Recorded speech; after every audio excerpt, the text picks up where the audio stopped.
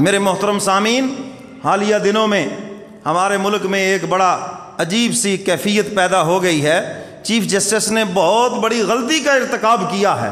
کیا غلطی کا ارتکاب کیا؟ اظہار رائے، کہ ہر بندے کو رائے کا حق حاصل ہے، ہر بندے کو مذہبی آزادی حاصل ہے۔ تو اس کی بنیاد پر قادیانی جو حضور کی ختم نبوت کے منکر ہیں، جو کافر ہیں، آئین پاکستان کی روح سے کافر بھی ہیں اور غدار بھی ہیں، آئین کے مخالف بھی ہیں، ان کو سپورٹ کیا کہ ان کو تبلیغ کی اجازت ہے، وہ اپنا قرآن چھاپ سکتے ہیں، تحریف شدہ آیتوں کا غلط ترجمہ وہ کر سکتے ہیں۔ جی اس کا نام آزادی ہے۔ میں اس کو ذرا سادہ لفظوں میں سمجھاتا ہوں۔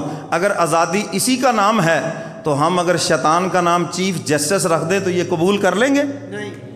کیوں جی؟ آپ کہیں گے جناب یہ چیف جسٹس کی توہین ہے، کہاں شیطان اور کہاں چیف جسٹس؟ میرے محترم سامعین، اگر چیف جسٹس کا نام، شیطان کا نام چیف جسٹس رکھیں، عدالت کی اور چیف جسٹس کی توہین ہے، تو شیطان سے بھی برے انسان کا نام اگر تم نبی رکھتے ہو، رسول رکھتے ہو، تو یہ بھی حضور کی توہین ہے۔ اور تم سے اگر توہین عدالت برداشت نہیں ہوتی تو یہ جتنے عاشقان رسول بیٹھے ہیں ان سے توہین رسالت برداشت نہیں ہوتی۔ تو اس لیے ہم آپ سے یہی گزارش کریں گے کہ اپنے فیصلے پہ نظر ثانی کریں، اور ان کو جو تبلیغ کی تم نے اجازت دی ہے، اظہار رائے کے بنیاد پر، مذہبی آزادی کی بنیاد پر، اس کو اپنے فیصلے کو تبدیل کریں، اور ان کے اوپر جو شروع سے پابندی ہے اسی پابندی کو برقرار رکھیں۔ کیا سب مطالبہ کرتے ہیں؟ سب مطالبہ کرتے ہیں کہ آپ اپنے فیصلے پہ نظر ثانی کریں، اور جو ان کے اوپر پابندیاں ہیں 73 کے آئین کے تحت جس طرح جو سلسلہ چل رہا ہے، خدا را آپ اس کے اندر تبدیلی نہ کریں، ورنہ آنے والی نسلیں ہو سکتا ہے کہ ان غداروں کو مسلمان سمجھنے لگ جائیں۔ تو میرے محترم سامعین، عام کافروں میں اور ان میں بڑا فرق ہے۔ عام کافر تو اہل اعلان کہتے ہیں کہ ہم حضور کو نہیں مانتے، وہ تو اہل اعلان کہتے ہیں، اور یہ بدبخت ایسے ہیں کہ اپنے آپ کو مسلمان کہتے ہیں اور حضور کی ختم نبوت کے منکر ہیں۔ قرآن کی جو آیات ہے اس میں تعریف کرتے ہیں۔ مجھے افسوس ہے چیف جسٹس اتنے بڑے عہدے پہ بیٹھنے والا شخص قرآن کا غلط ترجمہ کر رہا ہے، اس کے شان نزول کے خلاف ترجمہ کر رہا ہے، اور جو اس کا مفہوم بنتا ہے اس کے خلاف بات کر رہا ہے۔ مجھے انتہائی افسوس ہے، اس سے بڑھ کے میں اور کیا کہہ سکتا ہوں؟ اللہ نے آپ کو بڑا عہدہ دیا ہے، لیکن مذہبی طور پر آپ بالکل جاہل انسان ہیں۔ آپ کو نہ قرآن کے ترجمے کا پتہ ہے، نہ اس کے مفہوم اور مطلب کا پتہ ہے۔ اس لیے آپ سے انصاف بھی اسی قسم کا ہی ہم توقع کر سکتے ہیں جس طرح کا آپ کا دین کے بارے میں علم ہے۔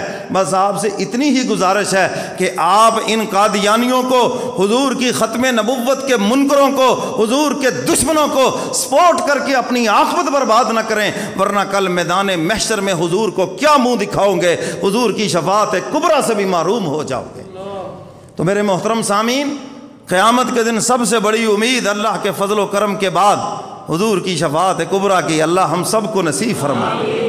تو اگر حضور نے فرما دیا ہاں میرے دشمنوں کو ریلیف دیتے رہے، ہاں میرے دشمنوں کو اپنا دوست بناتے رہے، میرے دشمنوں کو خوش کرنے کے لیے ہیں، تو پھر بتاؤ کہ وہاں پر کیا جواب دو گے؟ کیا منہ سے حضور کا سامنا کرو گے؟ تو میرے محترم سامعین، حضور علیہ الصلاۃ والسلام اللہ کے سچے اور آخری رسول ہیں، اور آپ کے بعد جو بھی نبوت کا دعویٰ کرے، چاہے کو لاہوری ہو، چاہے کو ذلی ہو، چاہے کو بروزی ہو، چاہے کو تشریح ہو، جسٹس صاحب جو آپ نے تشریح بات کی ہے، چاہے کو تشریح ہو، یہ سب کافر ہیں، دارہ اسلام سے خارج ہے، اور جو یہ عقیدہ رکھنے والے ہیں یہ سارے کے سارے جہنمی ہیں۔ جب تک یہ توبہ نہیں کریں گے اور دوبارہ اسلام قبول نہیں کریں گے، یہ مسلمانوں کی صفوں میں کبھی نہیں آ سکتے۔ کیوں جی؟ یہ بات ٹھیک ہے؟ اور ہمارا مطالبہ ہے حکام بالا سے کہ جو حیثیت ان کی سابقہ ہے وہی برقرار رہنی چاہیے، ٹھیک ہے نا جی؟ ان کو تبلیغ کی اجازت نہیں ہونی چاہیے، ان کو مسجد بنانے کی اجازت نہیں ہونی چاہیے، ان کو قرآن کا غلط ترجمہ چھاپ کر عوام میں تقسیم کرنے کی اجازت نہیں ہونی چاہیے۔ آپ تائید کرتے ہیں؟ اللہ آپ کے اٹھے ہوئے ہاتھوں کو قبول فرمائے۔ تو ہم تو یہی درخواست کریں گے کہ آپ کے منصب کے شایان شان نہیں کہ آپ ان کو ریلیف دیں، آپ کو چاہیے آپ ان کے اوپر اور بھی پابندیاں سخت کریں، کیونکہ یہ کافروں سے بڑے کافر ہیں، اپنے آپ کو مسلمان کہہ کر لوگوں کو گمراہ کر رہے ہیں، نسلوں کو گمراہ کر رہے ہیں، اور حضور علیہ الصلاۃ والسلام سے یہ اس قادیانی کانے دجال کی طرف لے کے لوگوں کو جا رہے ہیں۔ اللہ مجھے اور آپ کو قرآن و سنت پہ عمل کی توفیق عطا فرمائے۔ وآخر دعوانا ان الحمد للہ رب العالمین۔